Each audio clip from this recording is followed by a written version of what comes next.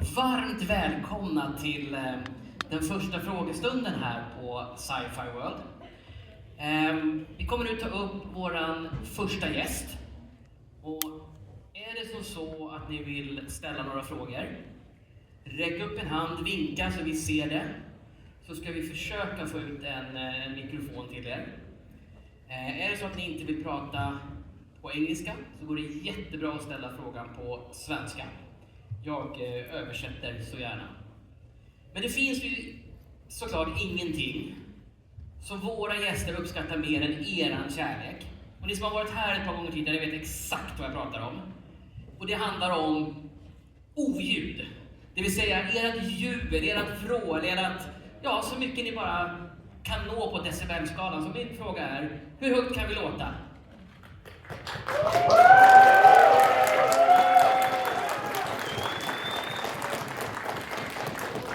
Jag tror att ni kan låta högre, så vi testar igen. Hur högt kan ni låta?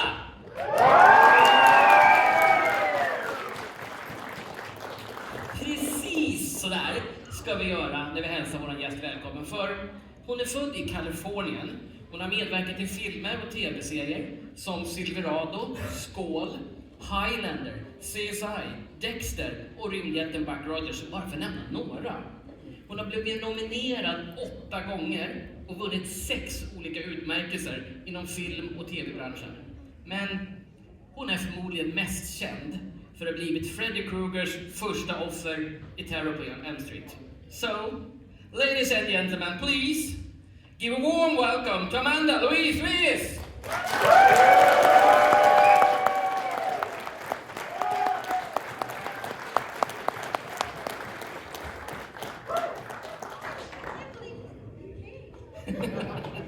Of course they can. You are here.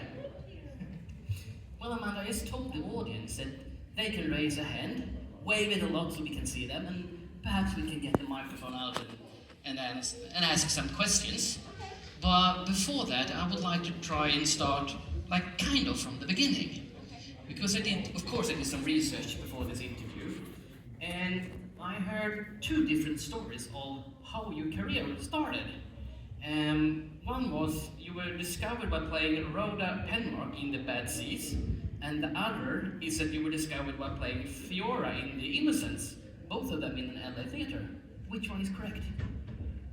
They both are to some degree. I did a William Inge play called The Innocents, which is a spooky play, which is sort of like a forebearer of my spooky movies. But I did that when I was 11 years old, and I got really good reviews, and so the next year I did The Bad Seed, which is also, there's a great scary movie called The Bad Seed, and an agent saw me and signed me, and then that's how I started. When I first started out, I did a lot of television commercials for McDonald's, Pepsi, Starburst candy, Jordache jeans. So I did a lot of teenage girl eating fast food, basically, for my commercials. Yeah, talking about commercial and your interest in acting, when did it really start? Was it during school time? Was it prior to that? Or? When I was a little girl, I wanted to be a lawyer. That was my goal. I was going to go to school and be a lawyer, and then I did the 2 plays. I was in 6th grade and 7th grade, maybe junior high, young, 11 and 12. And I thought, oh, this is fun. And then I started doing commercials as a teenager, and I thought, well, I'll just play a lawyer. I'm going to be an actor. So it was not a very good choice. Probably should have gone to school to be a lawyer and then become an actor, but I went straight for the acting. And we are thankful for that, of course. And talking about, once again, let's continue with acting and in your youth. One of your first credits was as Laura in the Buck Rogers. And I heard that you loved the series, even prior to participating in it. But I'm curious, how do you manage to do all the acting while still in high school? Well, you have to do all your schoolwork on the set. So it's not quite so fun.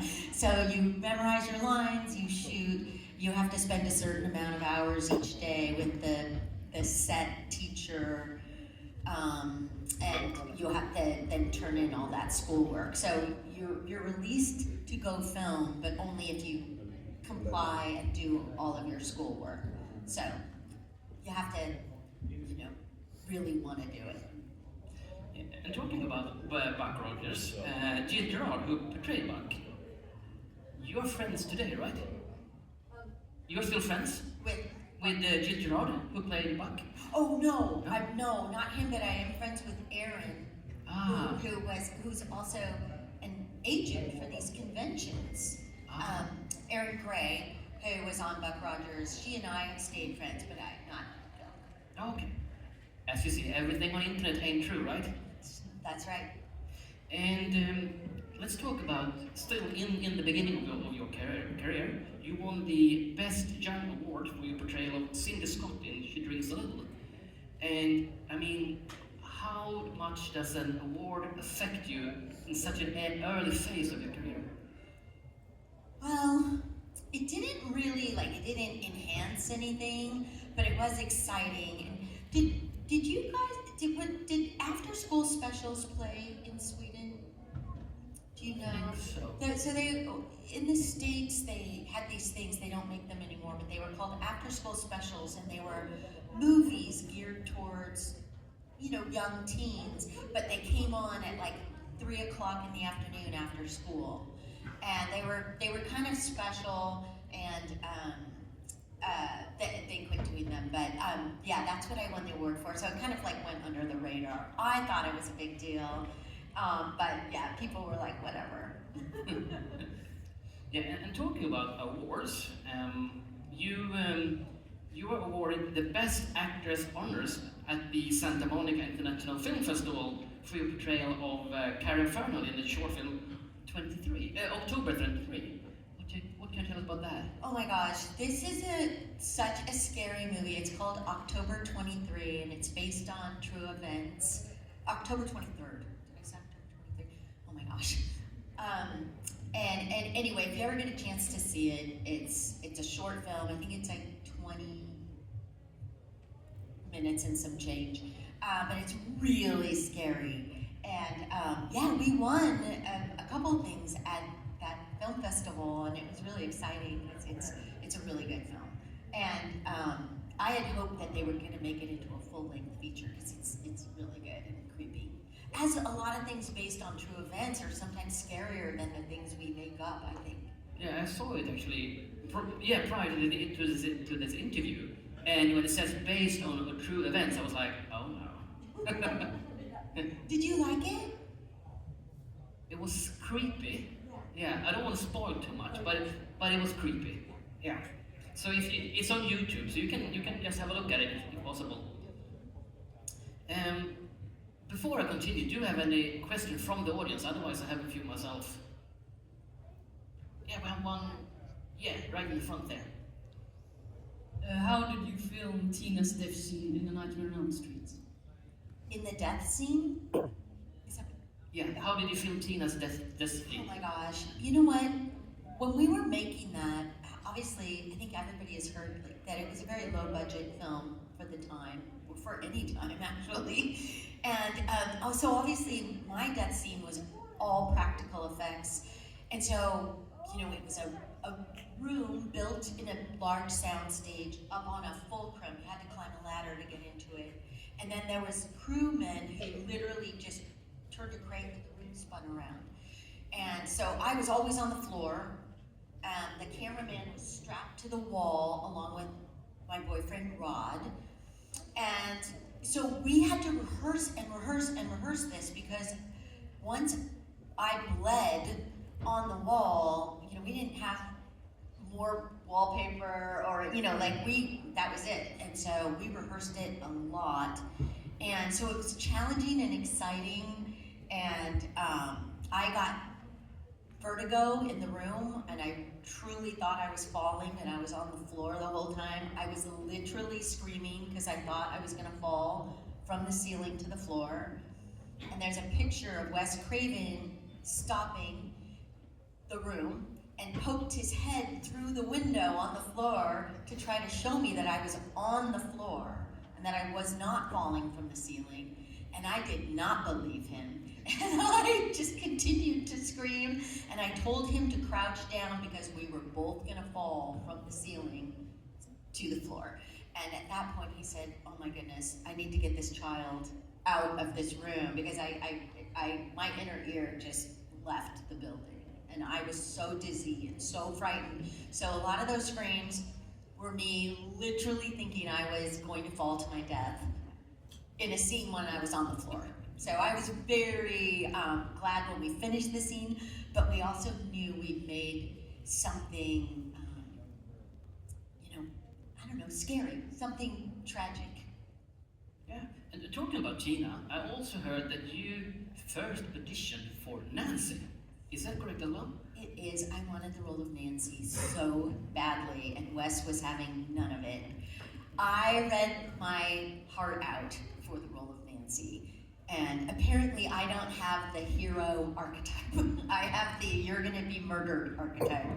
So I was like, oh, so when I got called back for Tina, I literally talked with Wes Craven in the callback and told him how much I didn't want the part, that I wanted the lead. He must have thought I was just a lunatic. And but then he talked to me about how he's like, no, we're gonna make people think you're the lead, and then we'll kill you. And I was like, okay. And I was like, why can't I be Nancy? He's just like, you're just not. I was like, wah. And talking about getting credit for what you did, I've also heard that you weren't allowed to put the credit for the Elm Street on your resume for like 10 years. How come? Okay, so my agents sent me the script for Nightmare on Elm Street. They sent me the audition, but when I got offered the part, they forbade me to do it because they said it would be the end of my career. Nobody did horror. I was gonna do something else. And after talking with Wes Craven, I just wanted to do the movie, so I did it. They proceeded to forbid me to put it on my resume. They forbid me doing any press or talking about it, and then they dropped me on top of that. But then my next agent wouldn't let me put it on my resume either. And finally, I grew up enough to have more self-determination. I put it on, and it was a great source of conversation. Everybody loves horror, and they just didn't, and it was a great, I think I got many television roles specifically because of Nightmare on Elm Street. I recurred on a show. Do you get CSI here? Yeah. So I recurred as a serial killer that sort of dressed like Farrah Fawcett. And they offered it to me and named the character Tina because the writers were all fans of Nightmare on Elm Street. So that was kind of fun, and I think there's been a couple times that I show up to work and my character magically changes to Tina. It happens often, and they're like, wink, wink, we love the movie. I'm like, okay. So I realize in my career I play a lot of Beths, like Better Off Dead, Cheers, so many television episodics. I'm Beth, or I'm Lisa, or I'm Tina. All the time. I don't get it. I don't know. And talking about loving the Elm Street merchandise or franchise, in the film Better Off Dead and the school dance scene, you know where I'm going, right? Is that an Easter egg or is it just a coincidence? Okay, so if anybody here has seen a teen movie I did called Better Off Dead, it's a comedy, it's very funny. It's a dark comedy. For years, people have asked me, a student walks by in the Freddy Krueger sweater behind me. And I have for years said that it was just a coincidence. I was at a film festival with the director like 2 years ago. So, very long time I was incorrect. I said, you know what, isn't it a funny coincidence that the kid walking behind me has on a Freddy Krueger sweater? Because it's not a coincidence. Our costume designer was friends with the costume designer from Nightmare on Elm Street, and they knew I went straight from Nightmare on Elm Street to film Better Off Dead, and they were like, wouldn't it be funny? He wears this crazy sweater in this little horror film called Nightmare on Elm Street. You should have somebody wear the sweater. And so it's a full-on Easter egg, and I have forever told everybody it was a coincidence, but it was a real thing that they put in there, and I think they might have even borrowed the sweater to do it. I don't know that part for sure, but yeah, it's super funny, and yeah, everybody caught it but me. Yeah. Well, thank you for explaining that it was actually a planned Easter egg, and talking a bit about your career, because as I said, we had 20 minutes, it goes that fast, and we need to talk about what's happening, because in June last year, the film Iron Nest of the Moon was released, and you portray Stevie. What can you tell us about that? It's a really freaky. I haven't seen the whole thing, so I can't. But it's really freaky and I think fun, and I really like the filmmaker. Yeah, so it's Iron Nest of the Moon. I play a ghoul, a killer, who gets killed because that's what I do. I think it's good. And then the other thing that there's another really fun, really creepy movie I did that I'm really proud of. If you get a chance to see it, it's called The Id. The name is stupid. It should be called Meredith. Everybody calls it the ID. It's the id, about the id, the ego, the superego. And it's really creepy, and it's the best role I've ever had, and I loved making it. So if you get the chance to see it, I think you'll be equally creeped out. It's very creepy. And you know, surprise, I'm creepy in it, so it's be my thing. But so those two things, Iron Nest of the Moon, which I can't vouch for because I haven't seen the whole thing. The Id, love it, and another Western called Badland. They're all streaming, and if you like Westerns, I tend to get into Westerns, so even though my full-on love is sci-fi, nobody ever casts me in it, ever. I try, nobody wants me. I mean, you've done so many things, so I think they know what they're in for. And I would love to go on, but our time is up. And if you guys in the audience have more questions for Amanda, don't hesitate to come by her table, ask everything you want to know. If you want to come over to my table, I'll chat with you. What's your name? Yeah, we can What's take your his question? question, of course. Can't see the microphone. Can you explain more? Amanda explains it all. Well, you know what? I think you need to come over to my table and I'll chat with you about whatever you'd like. Okay? It's just right out there. That was a great question, but we don't have enough time for me to answer that. Okay? You're awesome. Well, thank you so much, Amanda. And a big round of applause for Amanda Wyss. Thank you so much for coming.